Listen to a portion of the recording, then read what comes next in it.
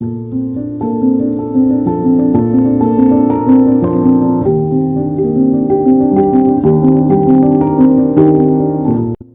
மக்களே, எல்லோரும் எப்படி இருக்கீங்க? நாங்கள் எல்லோரும் நல்லாயிருக்கோம். நீங்களும் அதே மாதிரி நல்லா இருக்கீங்கன்னு நம்புகிறேன். நம்ம சேனலை தொடர்ந்து சப்போர்ட் பண்ணுற உங்கள் எல்லாருக்கும் lots of love. Spring season ஆரம்பித்தாச்சு இல்லையா? வசந்த காலத்தில் ஃபஸ்ட்டு பூக்கிற பூ இது எவ்வளோ அழகாக இருக்குன்னு பாருங்கள். இது வந்து நாக் அவுட் ரோஸ்ன்னு சொல்லுவாங்க. இயர் அரவுண்ட் அது பாட்டுக்கு பூ வந்துகிட்டே இருக்குங்க. ரொம்ப லோ மெயின்டெனன்ஸ். என்ன புயல் அடித்தாலும் சரி, பனி பெஞ்சாலும் சரி நல்லாயிருக்கும். அதனால் இங்கே most of the builder grade இந்த மாதிரி பூ வச்சு கொடுத்துருவாங்க. அப்படி இல்லைனாலும் நம்ம நர்சரியில் போய் வாங்கிக்கலாம். நான் வந்து பிங்க் வந்து ஒரு 4 செடி காஸ்கோலேருந்து போன வருஷம் வாங்கினேன். அதுதான் இது. பட் அதை ரீப்ளேஸ் பண்ணலாமா வேண்டாமா அப்படின்னு ஒரு தாட் ப்ராசஸ்லேயே இருக்கிறேன். நீங்கள் சொல்லுங்கள், இந்த பிங்க் ரோஸை எடுத்துகிட்டு இன்னொரு பக்கம் ஒயிட் வச்சுருக்கோம் இல்லையா, அந்த ஒயிட்டே வச்சிடலாமா இல்லை இந்த பிங்கே இருக்கட்டுமா அப்படின்னு நீங்கள் கமெண்ட் செக்ஷனில் சொல்லுங்கள்.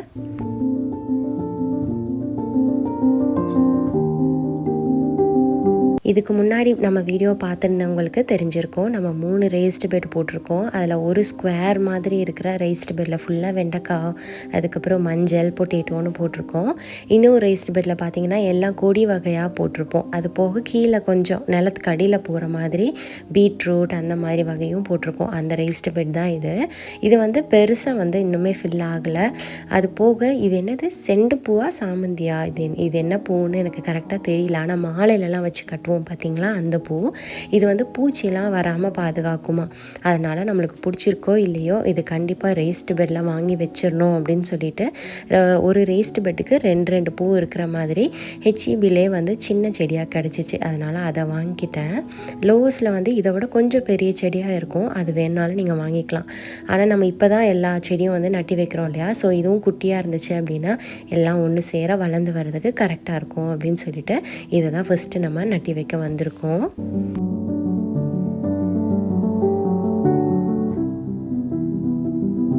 ஃபஸ்ட்டு மேலே பாருங்களேன், அந்த 2 ரோலையும் அழகாக குட்டி குட்டியாக இலை விட்டு நம்ம பச்சை பட்டாணியும் வெள்ளை பட்டாணியும் அழகாக துளிர் விட்டு வந்துருச்சு. நம்ம விதையிலேருந்து போட்டு வர்றப்போ அது பார்க்குறதுக்கே ரொம்ப சந்தோஷமாக இருக்குது. இன்னும் அடுத்தடுத்து என்னென்ன வரப்போகுதுன்னு தெரியல. அதனால் சரி இப்போவே வந்து இந்த மாதிரி ப்ரொடெக்ஷன் பிளான்ட்டு பெஸ்ட் கண்ட்ரோல்லாம் பெருசாக நம்ம வந்து அடிக்காமல் இந்த மாதிரி பூ வகை செடி வகையெல்லாம் வச்சா எது ஹெல்ப்ஃபுல்லாக இருக்குமோ அதெல்லாம் வந்து கொஞ்சம் கொஞ்சமாக நான் கலெக்ட் பண்ணிகிட்ருக்கேன். இந்த பூ போக பீசில் வகை, அதுக்கப்புறம் நிறைய பார்சலிலாம் இருக்கும் பார்த்திங்களா, அதெல்லாம் கூட இந்த மாதிரி ரேஸ்டு பெட் கார்னரில் வச்சிங்க அப்படின்னா பூச்சி வராமல் இருக்கும். அது போக நிறைய பாலினேட்டர்ஸை வந்து அட்ராக்ட் பண்ணுற மாதிரியே இருக்கும். ஸோ அதனால் நம்மளுக்கு வந்து பெரிய பிரச்சனை எதுவும் செடிக்கும் இருக்காது அப்படின்னு கேள்விப்பட்டேன். அந்த சைட் கார்னரில் வந்து வைக்க முடியல. ஆல்ரெடி நம்ம பீட்ரூட் போட்டிருந்தோம், அதனால் கொஞ்சம் சென்டர் பார்த்து வச்சுட்டேன். இந்த செடியை நட்டுறப்போ உள்ளேருந்து எனக்கு ஒரு புதையல் கிடச்சிருக்கு. என்னென்னு பாருங்களேன். நம்ம காய்கறி வேஸ்ட்லாம் வந்து ரேஸ்டு பெட்டில் ஒரு லேயர் ஃபஸ்ட்டு போட்டிருந்தோம். அதில் இந்த கேரட்டை வந்து கட் பண்ணி போடுவோம் இல்லையா, அதுலேருந்து முளை விட்டு வந்திருக்கு.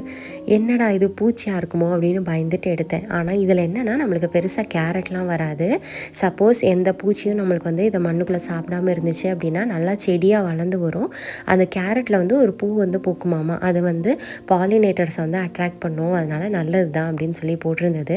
சரி அதுவே முளைச்சி வரதை நம்ம எதுக்கு தூர போடணும் அப்படின்னு சொல்லிட்டு அதையும் நட்டி வச்சாச்சு. அந்த பூ வந்து அதுக்கப்புறம் காயும் தெரியுமா, அதில் வந்து சீடு இருக்கும். அந்த சீடை போட்டோம் அப்படின்னா அதுக்கு அடுத்த வருஷத்துக்கு நம்மளுக்கு கேரட் வந்துடும். நிறைய ரோலி போலி அதுக்கப்புறம் க்ராலிங் பூச்சியெல்லாம் இருக்குதுன்னு சொல்லிட்டு நம்ம டைட்டோமேஷியஸ் எர்த் போட்டோம். அது நல்லா மண் ட்ரை ஆகிறதுக்கப்புறம் இன்னொரு தடவை போட்டு பார்த்தேங்க, நல்லா ஒர்க் ஆச்சு. நீங்களும் உங்கள் கார்டன் பெட்டுக்கு இந்த மாதிரி நிறைய க்ராலிங் பூச்சி அதுக்கப்புறம் ரோலி போலி இருந்ததுன்னா கண்டிப்பாக நீங்களும் ட்ரை பண்ணி பாருங்கள். அண்ட் முக்கியமாக வெட்டிக்கிளியும் வராமல் இருக்குதுங்க.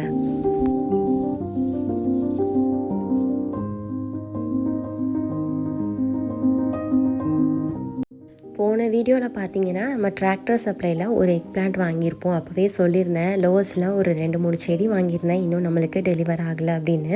அதை இன்றைக்கி டெலிவர் பண்ணிட்டாங்க. வாங்க ஓப்பன் பண்ணி எப்படி இருக்குன்னு பார்க்கலாம். யூசுவலாக நம்ம என்னென்னமோ ஆன்லைனில் ஆர்டர் போட்டிருப்போம். ஆனால் செடி வகையெல்லாம் போட்டதே இல்லை. நீங்கள் போட்டிருக்கீங்களா என்னன்னு சொல்லுங்கள். நான் ஃபர்ஸ்ட் டைம் இப்போ தான் போடுறேன். ஸோ அதோட பேக்கேஜிங் அதுக்கப்புறம் சூப்பராக அனுப்பியிருந்தாங்க. இது வந்து அலபாமாலேருந்து வருது அப்படின்னு சொல்லி போட்டிருந்தாங்க. நான் கூட எப்படி வருமோ தெரியல, அவ்வளோ டிஸ்டன்ஸில் இருந்து வருது, செடியெல்லாம் வாடிரும் அப்படின்னு சொல்லிட்டு. ஆனால் எல்லாமே ரிட்டன் இருக்கிற மாதிரி தான் பார்த்து தான் போட்டிருந்தோம்.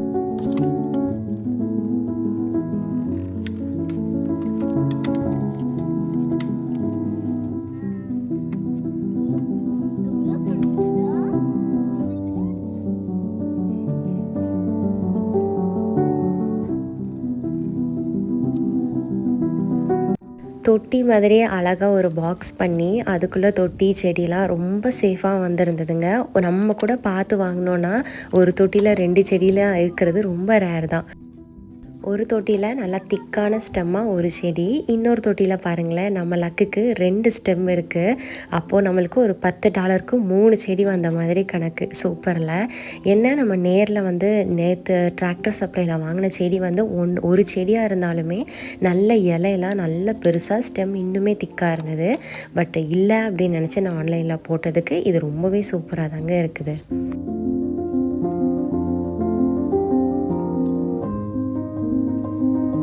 இதுக்கு முன்னாடி எக்ஸ்பீரியன்ஸாக இருக்கிறவங்க கண்டிப்பாக இந்த 2 செடியும் வந்து தனித்தனியாக பிரித்து வைங்க. ஏன்னா ஈல்டும் வந்து உங்களுக்கு நல்லாயிருக்கும், நல்லா வேர் விட்டு வரதுக்கும் வசதியாக இருக்கும்.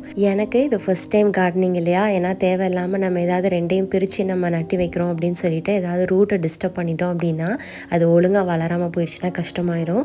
அதனால் நான் அப்படியே ஊனி வச்சிடலாம் அப்படின்னு முடிவு பண்ணிட்டேன். நான் ஒரு ஜாப்பனீஸ் எக் வெரைட்டி சொன்னேன் பார்த்தீங்களா, சாரி எக் பிளான்ட்டு, அது இதுதான், நல்லா நீளமாக இருக்கும். எல்லாம் வாங்கி வச்சுருக்கேன். ஏன்னா தக்காளி எக் பிளான்ட் எல்லாம் மொத்தமாக வந்துருச்சு அப்படின்னா எது எங்கெங்கே வைக்கிறோம் அப்படின்னு கொஞ்சம் மேப்பிங் பண்ணிவிட்டு ஒரே ரேஸ்ட் பெட்டில் வைக்கிறதுக்கு வசதியாக இருக்கும் அப்படின்னு சொல்லிட்டு நான் எதுவுமே நட்டி வைக்கல. அதனால் ஒரு பாக்ஸில் எல்லாத்தையும் வச்சுட்டு அந்த பாக்ஸில் வந்து தண்ணி விட்டுடணும். அவங்களுக்கு தேவையான தண்ணியை நீங்களே எடுத்துக்கோங்கப்பா அப்படின்னு சொல்லிட்டு. ஏன்னா நம்ம திரும்பியும் அதை வந்து கிரவுண்டில் நட்டி வைக்கிறப்போ இன்னுமே தண்ணி ஊற்றுவோம். ஸோ ஓவர் வாட்டரிங் ஆகிடக்கூடாது அப்படின்றதுக்காக இந்த மாதிரி மெத்தடில் நான் ஊற்றிக்கிறேன்.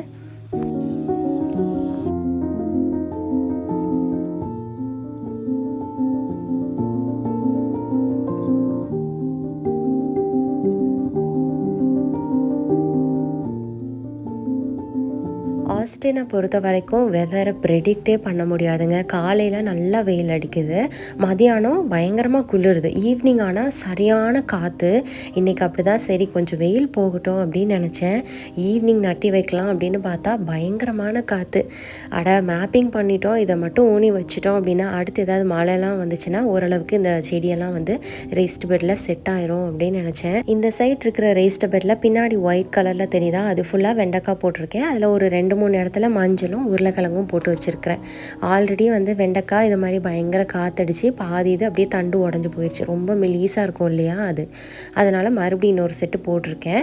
இந்த பக்கத்தில் இது ஃபுல்லாக ரெட் கோங்குரா அதுக்கப்புறம் க்ரீன் கோங்குரா போட்டுட்டு பேக் சைடில் அந்த பக்கம் ஒரு 3 தக்காளி செடி, இந்த பக்கம் எல்லாமே வந்து 2 கத்திரிக்காய் வச்சுட்டு தக்காளி செடியை ஒட்டின மாதிரி அந்த செண்டு பூவோ இல்லைன்னா பேசில் அந்த மாதிரி வச்சுட்டோம் அப்படின்னா பாலினேட்டர்ஸ் அட்ராக்ட் பண்ணுறதா இருக்கட்டும், இல்லை பூச்சி எதுவும் பெருசாக தக்காளி செடியை தாக்காமல் இருக்கட்டும் அப்படின்ட்டு பிளான் பண்ணிட்டேன். அந்த கார்னரில் கொஞ்சம் ஸ்பேஸ் இருக்குது பார்த்தீங்களா, அங்கே வந்து ஒரு தக்காளி செடி வைக்கணும், அது இன்னும் வாங்கலை. ஸோ அதுக்காக நம்ம ஸ்பேஸ் விட்டுட்டு மற்றது எல்லாத்தையும் நட்டி வச்சிடலாம் அப்படின்னு இன்றைக்கி பிளான் பண்ணிட்டோம்.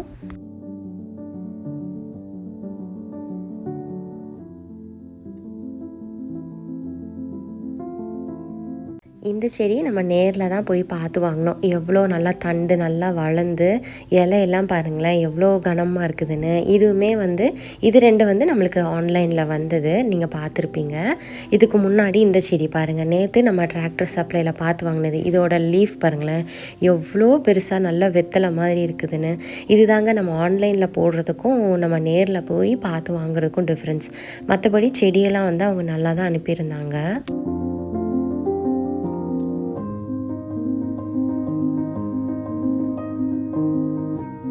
இன்னும் ஒரு வாரத்துக்கு காற்று இப்படி தான் அடிக்கும். மழை, புயல், ஹெயில் ஸ்டார்ம் வேறு நம்மளுக்கு வார்னிங் கொடுத்துருக்கு. இந்த செடியெல்லாம் நம்ம நட்டி வச்சுட்டு அதுக்கப்புறம் நம்ம என்ன ப்ரிகாஷன்ஸ் எடுக்க போகிறோம் அப்படின்னே தெரியல. சப்போஸ் இந்த வீடியோ பார்த்துட்டு இருந்தீங்க அப்படின்னா நீங்கள் என்ன ப்ரிகாஷன்ஸ் எடுப்பீங்க, இல்லைனா ஏதாவது உங்களுக்கு ஐடியாஸ் இருந்ததுன்னா ஷேர் பண்ணுங்கள். ஏன்னா ஹெயில் ஸ்டார்ம்லேருந்து இந்த செடியெல்லாம் பாதுகாக்கணும் அப்படின்னா எனக்கு சுத்தமாக ஐடியாவே இல்லை. லோஸில் தக்காளி செடி வாங்கியிருந்தோம் இல்லையா, அங்கேயே தான் இந்த மாதிரி தக்காளிக்கு பிளான்டர் சப்போர்ட்டும் வாங்கியிருந்தோம். 3 வாங்காமல் ஃபஸ்ட்டு 1 வாங்கி ட்ரை பண்ணுவோம் அப்படின்னு தோணுச்சு. ஏன்னா டெப்த்து வந்து பெருசாக இருக்காது நம்மளோட ரெய்ஸ்டு பெட்டில். பாருங்களேன், இது இவ்வளோ தூரம் நீட்டிகிட்டு இருந்தது அப்படின்னா கண்டிப்பாக காற்றுல வந்து ஆடி கீழே விழுந்துடும். பெருசாக நம்மளுக்கு வந்து செடிக்கும் சப்போர்ட் இருக்காது. அது போக 3 தக்காளி செடி வைக்கிறோம் அப்படின்னா 3 இந்த மாதிரி சப்போர்ட்டர் வைக்கணும். ஸோ அப்போ தான் நல்லா ஹைட்டாக நம்மளுக்கு வந்து சப்போர்ட் கொடுக்கணும். ஸோ அவ்வளோ தூரம் இங்கே இடம் இருக்காது. அண்டு இது வந்து ஒர்க் அவுட் ஆகாது அப்படின்னு தெரிஞ்சிருச்சு. ஏன்னா இன்னுமே கொஞ்சம் உள்ளே போனால் தான் நம்மளுக்கு வந்து இன்னுமே சப்போர்ட் இருக்கும். ஸோ இது ரிட்டர்ன் பண்ணிடலாம். ரிட்டர்ன் பண்ணிவிட்டு வேறு என்ன பிளான் இருக்குது அப்படின்னு யோசிப்போம். ஏதாவது டிஐஒய் மாதிரி பண்ணலாமா அப்படின்னு யோசிச்சுட்ருக்கிறேன்.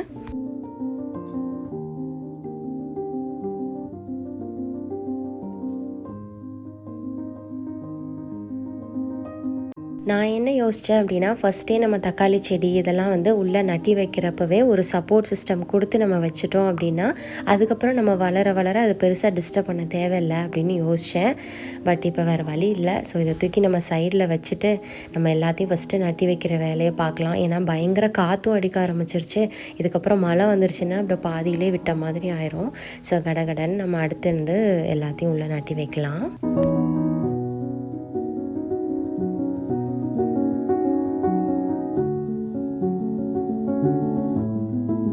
ஆக்சுவலாக நான் கார்டன் போடுறது ரொம்ப ஈஸி. அதுக்கப்புறம் பெருசாக நம்மளுக்கு வந்து இங்கே வெதர் நல்லா இருக்குது அப்படின்றதுனால மெயின்டெனன்ஸ்லாம் நம்மளுக்கு தேவைப்படாது அப்படின்னு யோசித்தேன். ஆனால் எப்போ நம்ம இந்த கார்டன் செட்டப் ஆரம்பிச்சனோ அப்போலேருந்து ஃபுல் ஆக்கியபைடாக பிஸியாக இருக்குது. அண்ட் காலையில் எந்திரிச்ச உடனே ப்ரஷ் பண்ணுறனோ இல்லையோ ஃபஸ்ட்டு வேலையை நான் போய் பார்க்குறது என்னோடய கார்டன் பெட்டை தான். நம்ம போட்ட சீடு வந்து முளைச்சிருச்சா, இல்லைனா எதுவும் பேர்டு எதுவும் தூக்கிட்டு போயிடுச்சா, எல்லாம் நல்லா தான் இருக்கா அப்படின்னு போய் எல்லாரையும் எல்லா ரெய்ஸ்டு பெட்டையும் பார்த்து செக் பண்ணிவிட்டு தண்ணி விட்டுட்டு அதுக்கப்புறம் தான் வந்து ப்ரஷ் பண்ணுறது. அதுக்கப்புறம் மறுபடியும் காஃபி டீ போட்டுட்டு மறுபடியும் அவங்களெல்லாம் அப்படியே பார்த்துக்கிட்டே போய் காஃபி டீ குடிச்சிட்டு இருக்கிறது. இவங்கெல்லாம் இன்னும் பெருசாகிடுவாங்க, நம்மளுக்கு எப்போ காய்கறிலாம் வரும் அப்படின்னு சொல்லிட்டு நானே வந்து அப்படியே மேனிஃபெஸ்ட் பண்ணிகிட்டே அப்படியே டீ காஃபி குடிச்சிட்ருப்பேன். இங்கே எப்படி நிறைய வெதர் கண்டிஷன் அந்த மாதிரி நிறைய நம்மளுக்கு ஹர்டல்ஸ் இருக்கும், அந்த மாதிரி இந்தியாலேயும் அந்த மாதிரி நிறைய பிரச்சனைகள் இருக்கும் தான் நினைக்கிறேன். ஏன்னா இந்தியாவில் பெருசாக எனக்கு தோட்டம்லாம் போட்டு எனக்கு பழக்கம் இல்லை. மற்றபடி மாடியில் நம்ம சின்ன லெவலில் வைப்போம் பார்த்திங்களா தொட்டிலேயே, அந்த மாதிரி வீட்டிலேருந்தே வர காய்கறியெல்லாம் போட்டு அந்த மாதிரி பண்ணியிருக்கோம். ஆனால் இந்த மாதிரி கொஞ்சம் பெருசாக ரெய்ஸ்டு பெட்டு இந்த மாதிரி கார்டன் எல்லாம் ப்ராப்பராக போட்டு செட்டப் பண்ணுறது இதான் ஃபர்ஸ்ட் டைம்.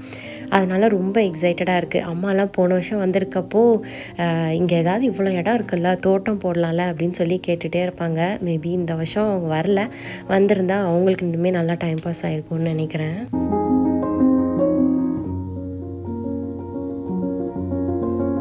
இப்போ தாங்க எனக்கு ஒரு விஷயம் புரியுது. ஏன்னா இங்கே நம்ம அமெரிக்காவில் கொஞ்சம் வயசானவங்க எல்லாம் இந்த மாதிரி தோட்டம்லாம் வச்சு அவங்களே பிஸியாக வச்சுக்கிறாங்கல்ல. எதுக்கு அப்படின்னா, ஏன்னா நம்ம ஊரில் நம்ம அப்பா அம்மா நம்மளுக்காகவே இருப்பாங்க, நம்மளுக்காகவே எல்லாம் தியாகம் பண்ணி நம்மளை ஒரு நல்ல ஸ்டேஜில் வந்து பார்க்கணும் அப்படின்றதுக்காக நிறைய சாக்ரிஃபைசஸ்லாம் பண்ணி கல்யாணம் வரைக்கும் முடித்து அதுக்கப்புறம் பேரம் பேத்தி வரைக்கும் அவங்க பார்த்துட்ருப்பாங்க.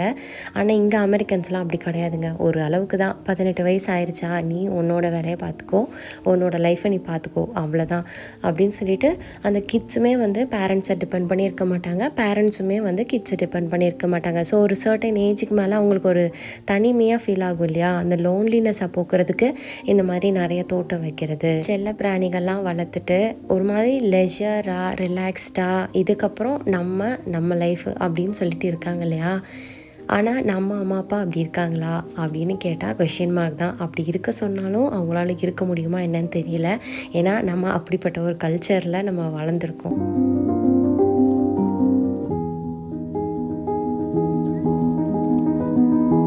தக்காளி செடி அதுக்கப்புறம் எக் பிளான்ட் எல்லாம் நம்ம நல்லா ஹைட்டாக வாங்கியிருக்கோம் இல்லையா, அது ஓரளவுக்கு நல்லா ரெய்ஸ்ட் பெட்டில் உள்ளே போகிற வரைக்கும் நல்லா நீங்கள் ஆழமாக நீங்கள் ஊனி வச்சிட்டிங்க அப்படின்னா காற்றுல வந்து பெருசாக டேமேஜ் ஆகாது. ஆனால் பெருசாக ரூட் விட்டு உங்களுக்கு வரும். அதை ஊனி வைக்கிறப்போ 1 டேபிள் ஸ்பூன் போல் எப்சம் சால்ட்டு அது ரூட்டில் படாமல் ஒரு 1/2 இன்ச் ஆர் 1 இன்ச் கேப்பில் வந்து சுற்றி போட்டுட்டு நீங்கள் மூடி வச்சுருங்க. அது தண்ணி ஊற்றுறப்போ கொஞ்சம் கொஞ்சமாக அந்த செடிக்கு தேவையான எப்சம் சால்ட்டை எடுத்துக்கும். அது நல்லா உங்களுக்கு லஷ் க்ரீனாக வரும். ஃப்ரூட்டுமே பார்த்திங்கன்னா நல்லா ஜூஸியாக இருக்கும் பார்த்திங்களா, அதுக்கு ரொம்ப ஹெல்ப்ஃபுல்லாக இருக்கும். அதனால் தக்காளி செடி, எக் பிளான்ட்டு, பட்டாணி எந்த பிளான்ட்டுக்குனாலும் போடலாம். ஆனால் கொஞ்சம் ரூட்லேருந்து ஒரு டிஸ்டன்ஸ் விட்டு போடுங்க, ரூட்டில் படாத மாதிரி.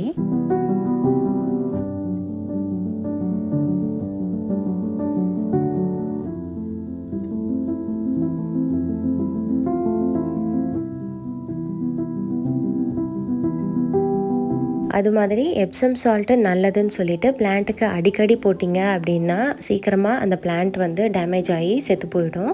ஸோ எய்தர் 6 மாதத்துக்கு ஒரு தடவை போடுங்க. அப்படி இல்லை அப்படின்னா நீங்கள் போடுற ரெய்ஸ்ட் பெட்டில் ஏதாவது இன்னும் கொஞ்சம் நைட்ரஜன் சப்ளை வந்து பூஸ்ட் பண்ணுற மாதிரி பாசிப்பயிர் வந்து சும்மா நீங்கள் முளைக்கட்டி தூவி விட்டுருங்க. அது 1-2 செடி நல்லா முளைச்சி வரும் பார்த்தீங்களா. அது உங்களுக்கு பெருசாக ஈல்டு கொடுத்தா ஓகே தான், அது கொடுக்கலனாலும் பரவாயில்ல. ரெய்ஸ்ட் பெட்டுக்கு நல்ல நைட்ரஜன் சப்ளை கொடுத்து எல்லா பிளான்ட்டும் ஒன்று போல் உங்களுக்கு நல்லா ஸ்ட்ரென்த்தாக வளர்கிறதுக்கு ஹெல்ப்ஃபுல்லாக இருக்கும். ஃபஸ்ட்டு நம்ம இது எல்லாத்தையும் நம்ம நல்லா பிரித்து நட்டி வச்சிடலாம். கொஞ்சம் மழையெல்லாம் வந்துட்டு போனதுக்கப்புறமா நம்ம முளை கட்டி அங்கங்கே பாசிப்பயிரை வந்து எங்கெல்லாம் கேப் இருக்கோ அங்கெல்லாம் தூவி விட்டலாம் அப்படின்னு நான் யோசிச்சுட்ருக்கிறேன்.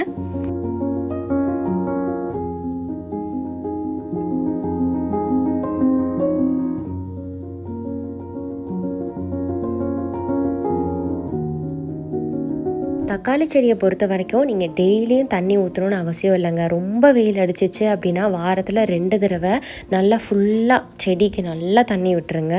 விட்டுட்டு அப்படியே நீங்கள் விட்டுறணும். அதுக்கப்புறம் நீங்கள் திரும்பி வெயில் எப்படி இருக்குது அப்படின்னு நீங்கள் செக் பண்ணிவிட்டு ஊற்றுங்க.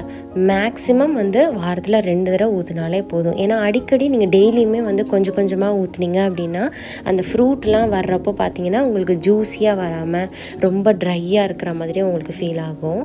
ஸோ இது வந்து நான் இதுக்கு முன்னாடி நான் தக்காளி வளர்த்துருக்கேன். ஸோ அந்த எக்ஸ்பீரியன்ஸில் நான் சொல்கிறேன்.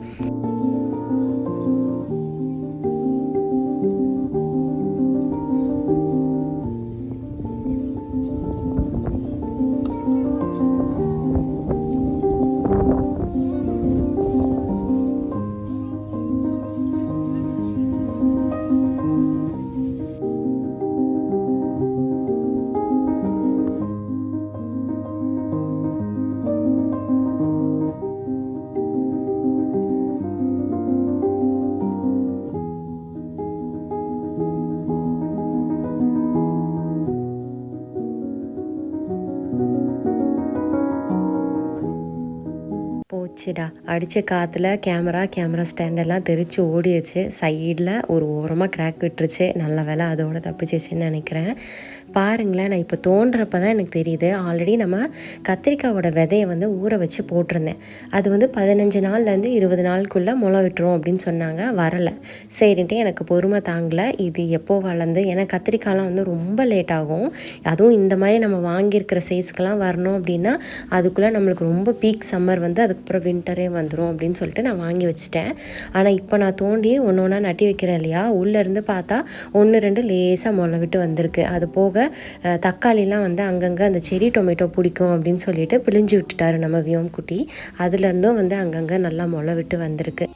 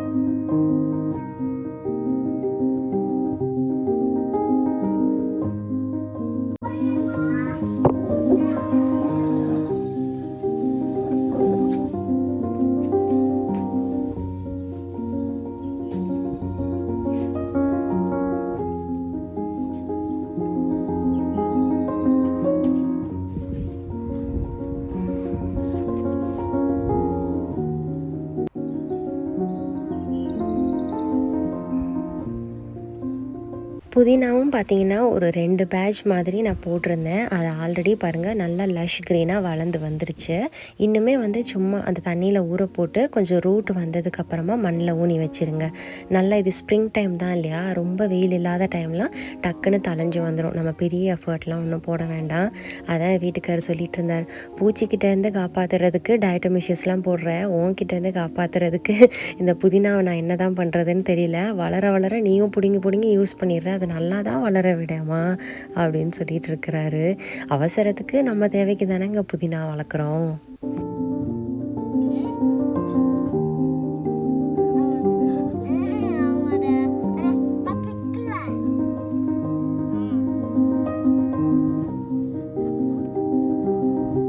ஈரப்பதத்துக்கு நிறைய பூச்சி வரும் பார்த்தீங்களா, அந்த ரோலி போலி மாதிரி. அதுக்கு இன்னொரு டிப் என்னென்னா, இந்த மாதிரி ஆரஞ்சு பீலை ஈரமாக இருக்கும் நல்லா, அப்போவே ஃப்ரெஷ்ஷாக சாப்பிட்டுட்டு இருக்கும் இல்லையா, அதை இந்த மாதிரி கவுத்து வச்சிங்கன்னா கொஞ்சம் நேரத்துலேயே இந்த மாதிரி ரோலி போலிலாம் வந்துடும். ஆனால் என்னென்னா அப்பப்போ நீங்கள் இந்த ஆரஞ்சு பீலை ட்ராஷ் பண்ணிவிட்டு வேறு வைக்கணும். அதில் நல்ல ஈரப்பதம் இருந்துச்சுன்னா அதிலே வந்து சூப்பராக வந்து எல்லாம் ஸ்டிக் ஆகிக்கிடும்.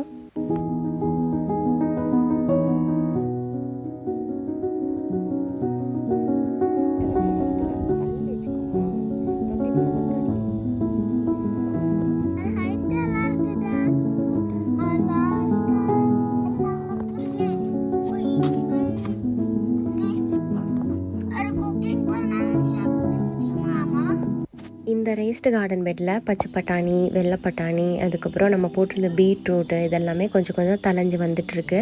அது போக இப்போ ரீசெண்டாக போட்டிருந்தேன் பீன்ஸ் போட்டிருந்தேன். பீன்ஸ்லேயே வந்து 2 வகை போட்டிருந்தேன். ஒன்று வந்து நல்லா புஷ்ஷியாக பிளான்ட் மாதிரி இருக்கும், இன்னொன்று வந்து கொடி வகை மாதிரி ஏறி வரும். அது போக 2-3 அவரைக்காய், அதுக்கப்புறம் நம்மளோட நாட்டு வெள்ளரிக்காய் இருக்குல்ல, அதோட விதை கிடச்சிச்சின்னு சொல்லிட்டு போட்டிருந்தேன். அது பார்த்திங்கன்னா அந்த வெள்ளரிக்காவோட இலை, அதுக்கப்புறம் அவரைக்காவோட இலையெல்லாம் ஏதோ அரிச்சிட்டே இருக்குது. நானும் நீம் ஆயில் ஸ்ப்ரே பண்ணி பார்த்துட்டேன். அதுக்கப்புறம் என்னென்னமோ வந்து நானும் ட்ரை பண்ணிட்டு தான் இருக்கிறேன். அது எதுவும் கேட்ட மாதிரி தெரியல. ஏன்னா அது வளர வளர அரிச்சிட்டே இருந்ததுன்னா அடுத்து வந்து அது இலை விட்டே வர மாட்டேங்குது. சப்போஸ் உங்களுக்கு யாருக்காவது தெரியும் அப்படின்னா எனக்கு கமெண்ட் செக்ஷனில் மறக்காமல் சொல்லிட்டு போங்க, ரொம்பவே யூஸ்ஃபுல்லாக இருக்கும்.